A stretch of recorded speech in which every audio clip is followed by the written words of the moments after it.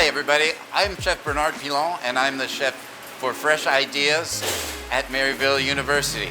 I've been the chef here for a little bit over a year and a half. I actually hail from Montreal, Quebec, Canada, so don't get me wrong, I've seen a lot more Stanley Cups than you have. Sorry, I had to go there.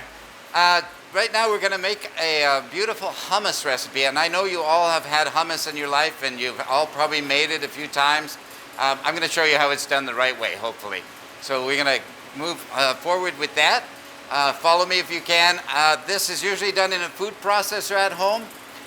If you don't have a food processor, because many of us in this day and age don't have one anymore, you can use a blender or even a stick blender, an immersion blender as we call it, or a stick blender. So I'm going to go ahead and do that right now for you. I prefer the food processor. It makes things a little bit more easy. Okay, so what we're going to start with is, and I believe you have all the recipes in front of you, so you should be able to follow along. A little bit of chopped garlic, and I think the recipe does say minced garlic. It can be roughly chopped because this is all going to be just chopped within the in the food processor anyways. It's going to be very well blended.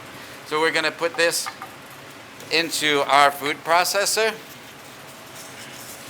and we're going to add our tahini paste. So what is tahini paste? So tahini paste is a ground sesame with a little bit of oil, and it's usually found in any grocery store now. I've seen it at Schnucks, especially usually kept around where the olives are for some reason. Olives and artichokes, capers, if you can find those, you can usually find the tahini. If not, in all the local specialty stuffs, Pan Asia, Global, places like this will definitely have it. I recommend you keep it at room temperature for the time being until it's ready for use. It handles much better. Okay, so we're going to go ahead and put the tahini in. So here's the tahini paste. This is what it looks like, ground sesame seeds. And this is going to be going right into our food processor here, all together. Once we scrape that in, and this is convenient because the recipe calls for 16 ounces. It calls for 16 ounces, and it calls for, so most everything that you will find at the grocery store will conveniently come in a 16-ounce jar. So it's perfect for our purposes. All right, we're going to put the lid on, and I like to add a little bit of salt. It calls for 2 tablespoons of kosher salt, which honestly probably seems like it's a lot of salt for a lot of people. You could dial that back out. Like, you know, this is not scripture here or witchcraft or anything like that. This is however you want it to feel in your mouth, however it works out for you. So we're going to put up the 2 tablespoons of, and I held back a little bit because sometimes I feel that it might be a little too much. That we're going to put a little bit of lemon juice, and then I'm going to close it, and I'm going to start to blend this with the food processor, and we're going to let it blend for about a minute, 30 seconds, whatever, just till it's nice and smooth. And I know you probably, at this point, you're thinking, wow, all I do is add chickpeas to it. This is what you have to do, what you have to make beforehand and realize is that we're making what we call a quick tahini sauce. And the tahini sauce itself is then what we're going to make hummus out of that, and this is kind of the true way together. You're going to get about a cup and a half to 2 cups of ice water. The ice, the coldness of the water will help this incorporate better, and you're going to start incorporating it slowly into the hummus that's being made now, or the tahini that's being made now. So you'll see it, you can see I like to have the clearness here so I can see that it's going to get the consistency of peanut butter. Again, 1.5 to 2 ounces of this. And we're getting close here to what we call, again, the consistency of peanut butter. So I think that's pretty well where we want to be at with that. So I almost went with about a little bit over a cup, but not too much. I could go probably a little more if I wanted to with this. It helps that nice emulsification going. And there we go, voila. Okay, so here we have what we call our quick tahini sauce. And I'm going to take that, and I'm going to actually remove it. So at this point, you have a couple of options to you that you can do. You can really just take your chickpeas, and after I've emptied this out, you can put them in here, and you can incorporate it all together. All of a sudden, okay, you've got chickpea hummus. I know everybody gets that. We're going to go to 11 on this one, and we're going to make it, we're going to oomph it up, and I'm going to show you a couple of different ways that you can enhance your tahini sauce to make proper hummus. So I'm going to take this out. You'll see how it's the consistency of a nice peanut butter here. It's nice, it's fluid. And I'm going to do a couple of things for us here. I'm going to show you a couple of different ways for this. So the one I'm going to show you with the chickpea hummus, again, all I would do, and I wouldn't even have to wash this out. I would just, the recipe itself calls for, and the recipe is perfect. It works exactly.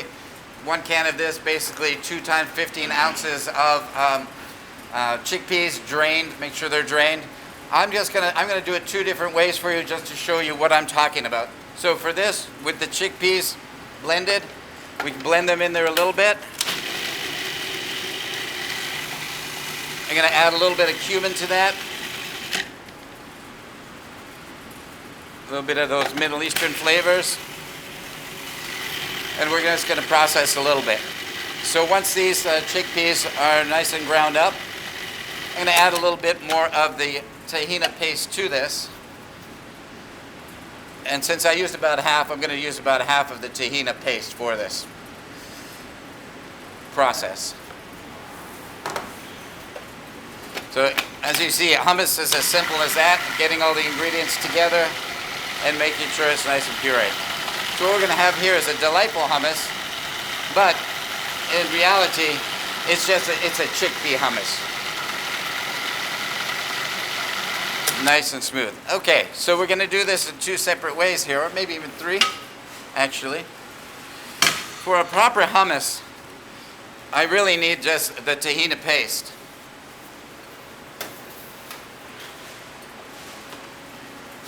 Okay, so I have the tahini paste, so this is beautiful, it's lush, it's perfect. It should go in the center of the plate.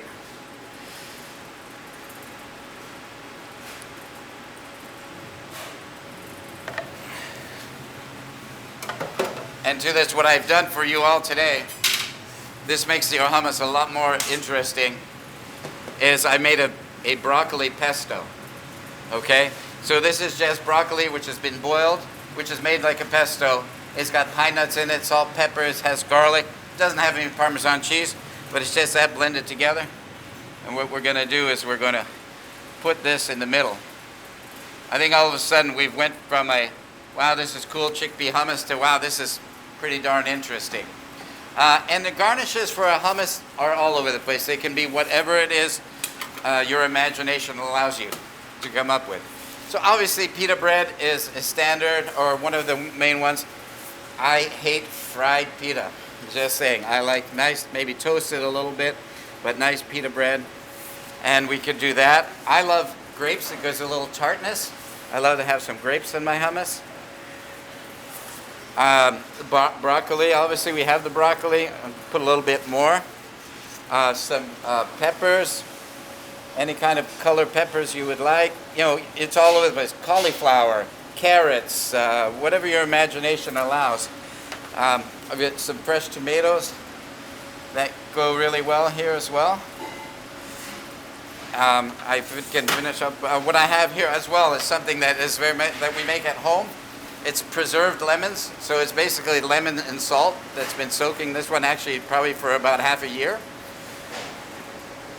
And you take just the rind, and this is a beautiful accent to all the different flavors in it. Sometimes I'll smear it all the way on top, sometimes just around like so. And I like to finish off with a little bit of Aleppo pepper as well. Gives it a little bit more flavor with the Aleppo pepper. So there you go. There's something you guests I think can handle. And if we're thinking again the chickpea, going back to the chickpea, you could do the same thing and just obviously use the same plate and just use the chickpea pasta. Also, I think it's pretty cool, pretty interesting to just add a little bit of the chickpea pasta onto the sides of this. And then all of a sudden you've gone to the tahini, to the broccoli, to another dimension with the chickpea pasta, and you've got all these different flavors in there. So I think this was quick. I think this is easy. I think you see visually it's pretty stunning and relatively simple. Again, with the preserved lemon. Does it have to be preserved lemon? No, it does not have to be preserved lemon. It can be just lemon just that you cut up and sprinkle a little bit on there, or juice it a little bit. Again, use your imagination in how you do these things and what you want to serve. And I always say, I put in these plates what I would want to be eating first and foremost. And if the guests don't like it, they don't come back. I don't invite them back, trust me. All right, here we go. That is it. So there it is, your hummus recipe.